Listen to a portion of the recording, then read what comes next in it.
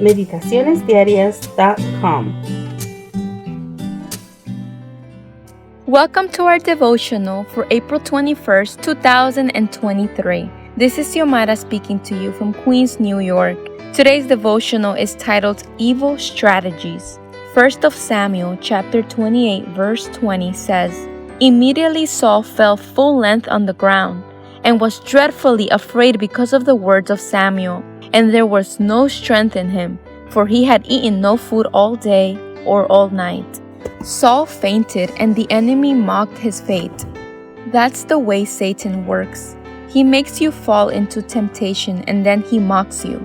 He seduces you and then makes you think there is no hope for you because God will not forgive you. He presented God as Saul's enemy. See 1 Samuel 28:16. But the Lord never turned away a soul that came to him in sincerity and humility. See Patriarchs and Prophets, chapter 66, page 675. Thus, the archfiend clothes with his own attributes the creator and benefactor of mankind. Cruelty is satanic. God is love, and all that he created was pure, holy, and lovely until sin was brought in by the first great rebel. Satan himself is the enemy who tempts man to sin, and then destroys him if he can. And when he has made sure of his victim, he then exults in the ruin he has wrought. If permitted, he would sweep the entire race into his net. Were it not for the interposition of divine power, not one son or daughter of Adam would escape. See The Great Controversy, chapter 34, page 534. Lucifer dressed himself as an angel of light to tempt Jesus, and he disguised himself as Samuel to torment Saul when he was fasting, not having slept, weak and in anguish. If Saul had repented, he would have had the same victory that Jesus had on the Mount of Temptation. Had Saul confessed his sin, gathered all Israel together, told them of his weakness, and led the host in a renewed dedication to the Lord, the outcome of the battle might have been vastly different.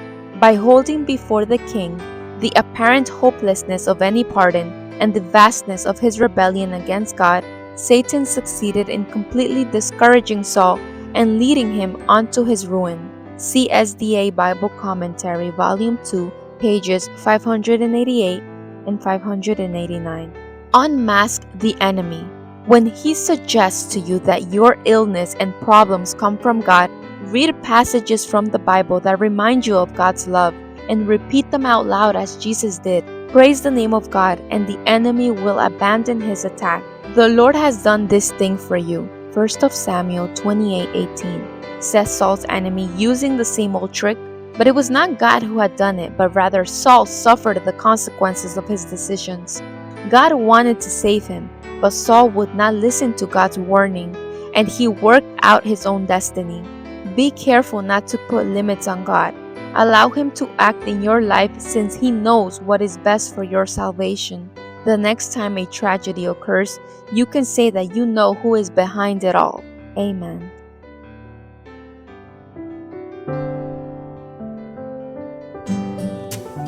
Thank you for joining us. We invite you to subscribe to our YouTube channel at m.youtube.com/c/Meditaciones Diarias, and to follow us on our social media in Instagram at www.instagram.com/meditacionesdiarias7. May God bless you and your family.